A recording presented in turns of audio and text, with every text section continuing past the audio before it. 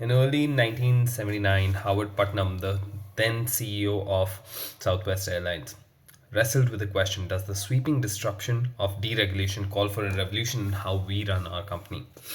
The 1978 Airline Deregulation Act would unleash competition, throw carriers into pitched battles for market share, ignite price wars, force airlines to cut costs, and lead to bankruptcies.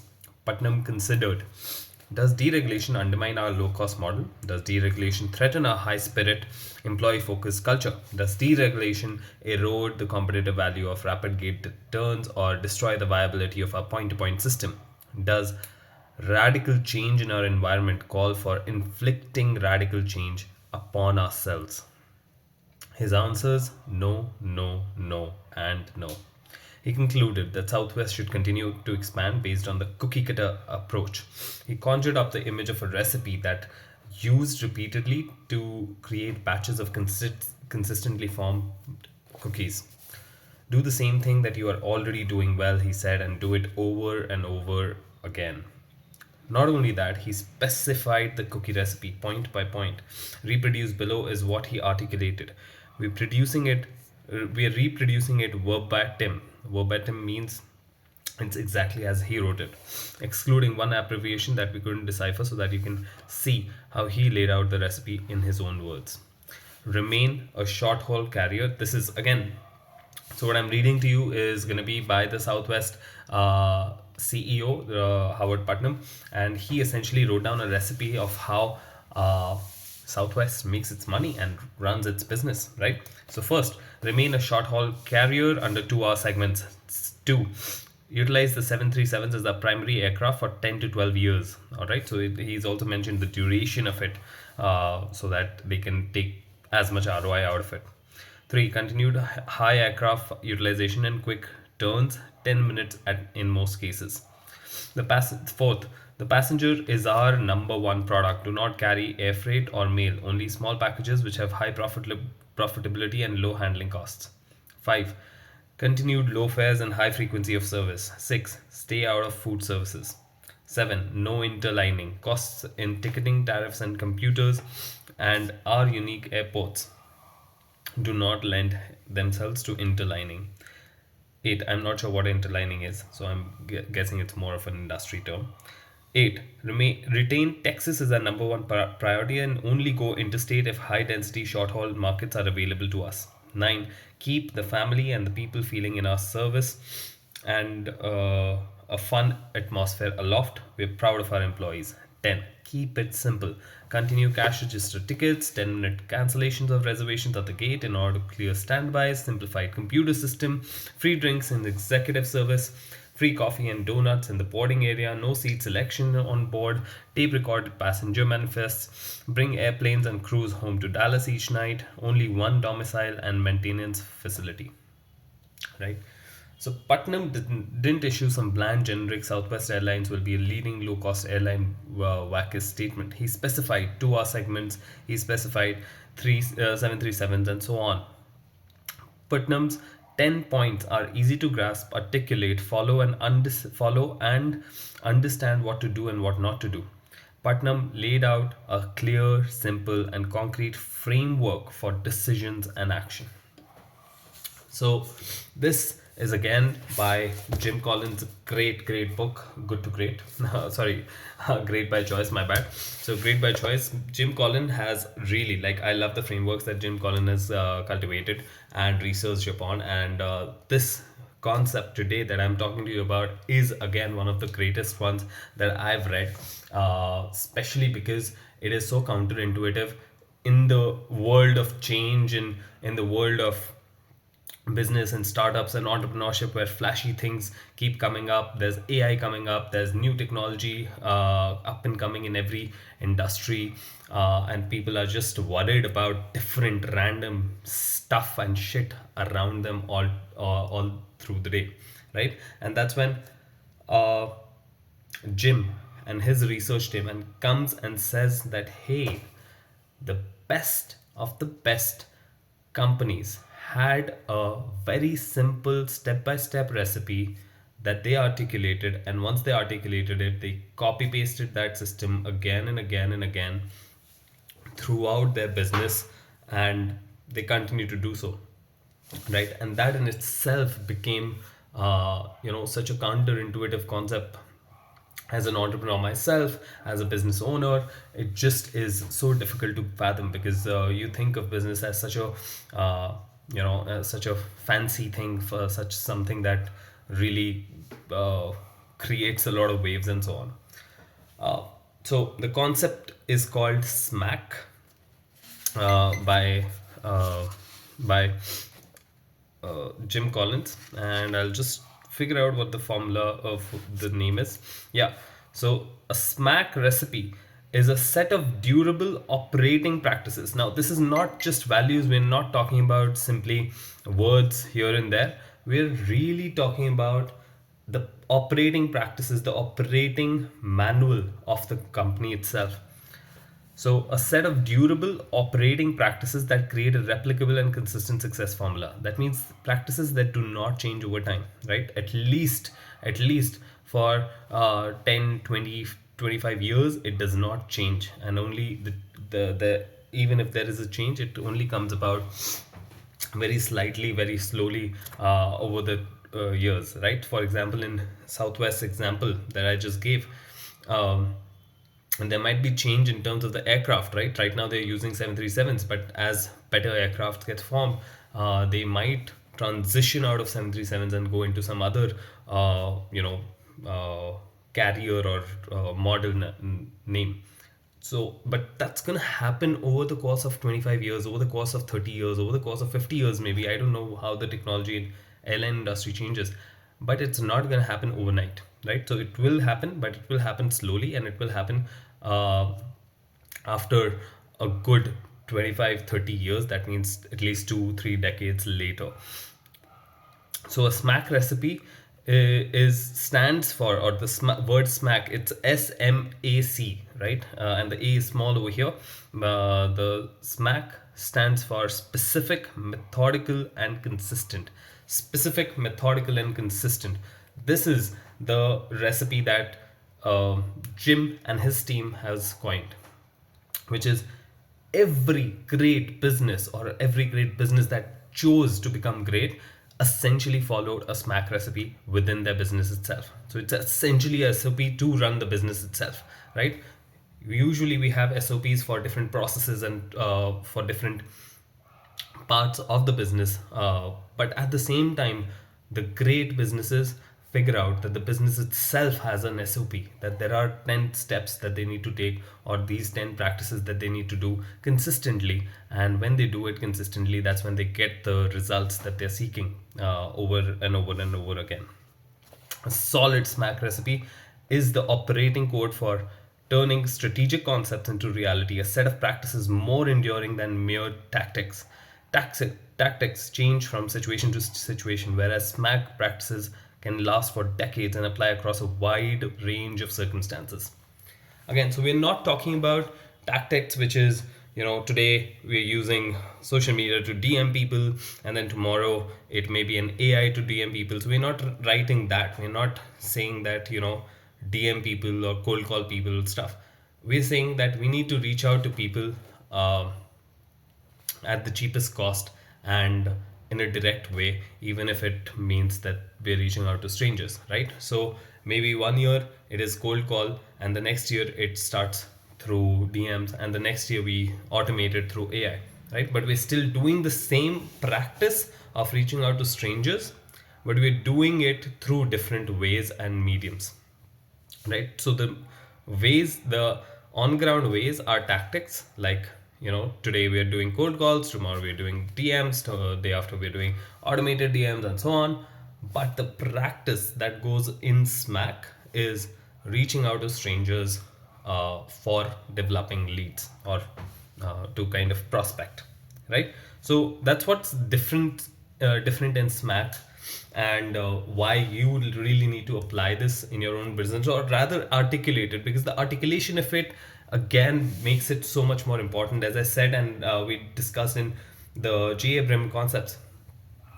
Jay also spoke that, sometimes just the act of articulation itself becomes valuable for the person who's doing it, that is the business, as well as the person for whom we're doing it, that is the customer.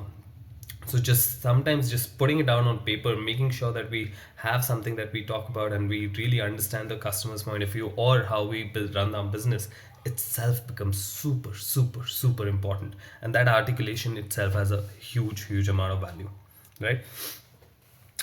We on the research team used to believe in an inevitable trade-off between specificity and durability. Now this is very cool and interesting to find, right? And that's why Jim and his team has done some really groundbreaking foundational work. Something that I personally love, and I want to replicate it in my work, in my own fashion, right? Giving it my own twist and flavor. But by sharing these concepts across the board, right? Because I know that these concepts have changed my life and how I see business, and how I know that they can transform any business that they're applied in. At the same time, uh, Jim has found out things that are counterintuitive. So, for example, over here, they're saying that his research team used to believe in an inevitable trade off between specificity and durability, right? Something which is specific may not be durable, or something which is durable may not be specific. If you want to have durable percepts to live by, they need to be more general, like core values or high level strategies. But if you want specific practices, they need to change frequently as conditions change, like tactics, right? That's what they thought. Yet, it is possible to develop practices that are both specific and durable. SMaC practices, as they're called, right? So, specific, methodical, and consistent practices or recipe. So, uh, that's the really cool part about SMaC over here.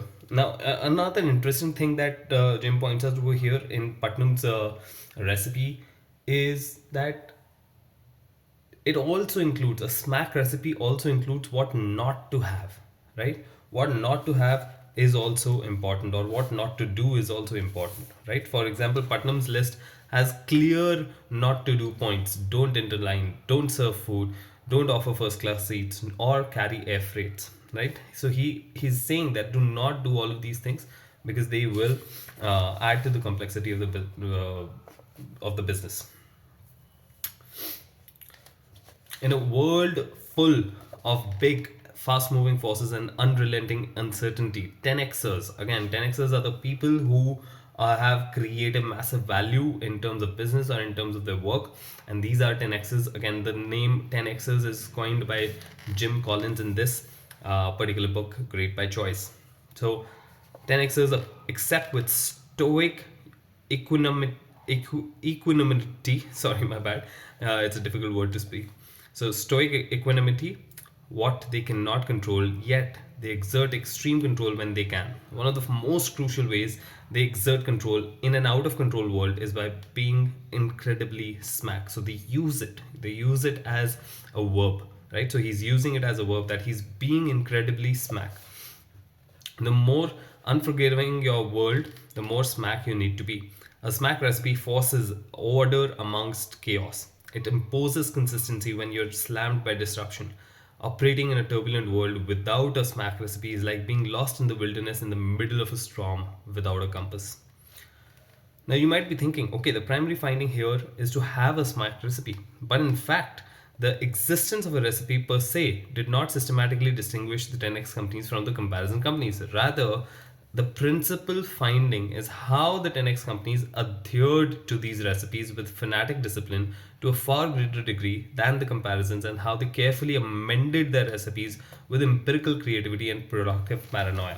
So, what he's saying is, again, it's not about the changes that is happening around in the world. What matters is what you have, and the SMaC recipe, the thing that you know works for sure, is something that you need to adhere with. Now he's saying that the people who are 10x's, who really created amazing value compared to their comparisons, it's not that they each one did not have the recipe. The comparison companies also had their own recipes, but the 10xers, they were fanatic and they were disciplined about adhering to this recipe again and again and again, to the to as much detail as possible in that moment, right?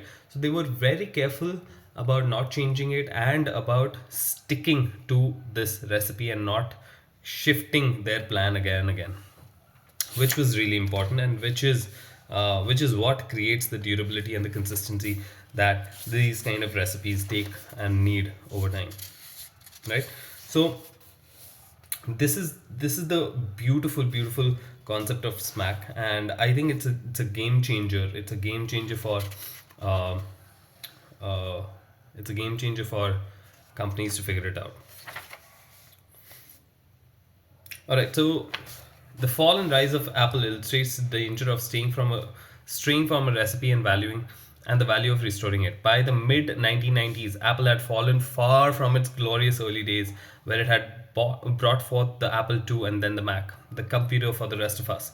Beset by chronic inconsistency, it had a revolving door at the top. John Scully ousted Steve Jobs in 1985. Michael Spindler replaced John Scully in 1993. Gil Amelio replaced Michael Spindler in 1996. It also lurched back and forth in its positioning: computers for the rest of us, then computers for business, then premium priced BMWs of computers, and then low cost machines and high market share strategy, then back again to premium machines. Apple's stock returns fell behind the general stock market, in stark contrast to Microsoft's upward march.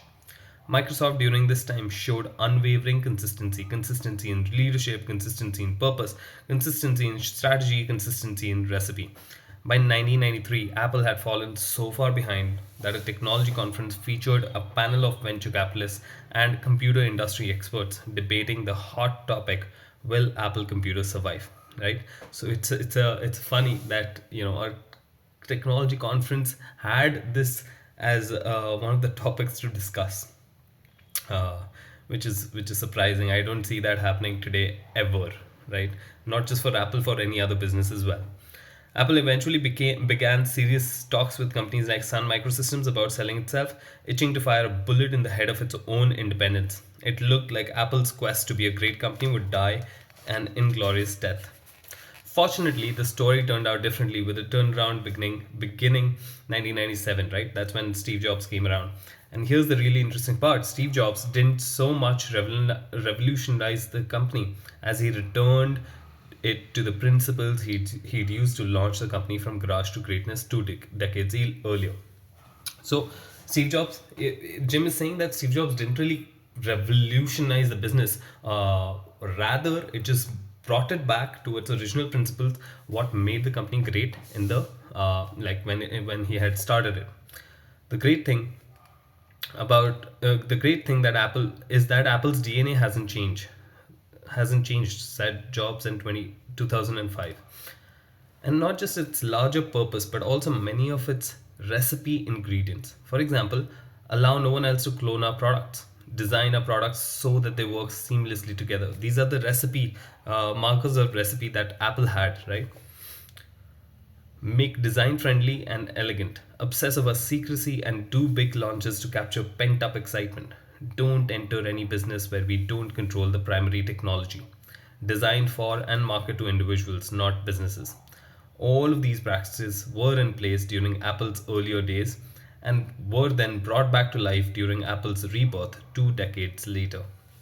Apple fell behind during its dark days, not because its original recipe no longer worked, but because it lacked the discipline to adhere to its original recipe. So there was a recipe, and Apple essentially strayed away from it, right? It completely strayed away from it, and because of that, it fell, and it just could not get back on its legs.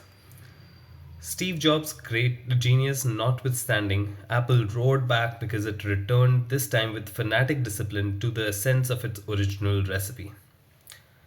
As John Scully commented in 2010 interview, the same principles Steve is so rigorous about now are the identical ones he was using then. Right? So John Scully was the uh, CEO that Steve Jobs had hired, and he essentially, there's a whole story behind it. Maybe we'll cover it someday. But yeah, so Jim is saying that this is all, it's there in every business's DNA, and we just need to articulate it, find it, and then actually stay fanatically disciplined about sticking to it. So this is really important, and that's what's causing that's what the beauty of this particular concept is as well. It's such a simple concept that hey, you need to just put your recipe down as a business and make sure that you follow that recipe forever, right? Write it in uh, as much specificity as possible, and make sure that you are sticking to it, you're adhering to it, you're making sure that it's applicable everywhere and in all the situations. And that's the beauty of this particular thing. When faced with declining results, 10xers do not first assume that their principles and methods have become obsolete. That means you do not question these things again and again and again. Do not. This is like the fine, this is like, things that are put on stone. You come back to them only after you've exhausted all of your other possibilities. You only come back to them and to rethink them when you've eliminated all of the other possibilities that were even there, even the remote possibilities. You've tried to eliminate them, right? And only then you kind of come back to them and see if there is any changes required over here. So that's what Jim is also saying, that when faced with declining results, 10xers do not first assume that the principles and methods have become obsolete. Rather, they first consider whether the enterprise has perhaps strayed from its recipe, or has foregone discipline and rigor in adhering to the recipe. If so, they see the remedy in reconnecting with the underlying insights behind the recipe and reigniting passion for adhering to it. They ask, is our recipe no longer working because we've lost discipline? Or is it no longer working because our circumstances have fundamentally changed? Right? So they essentially ask, is our recipe no longer working because we've lost discipline? Right? That means we've moved away from the recipe.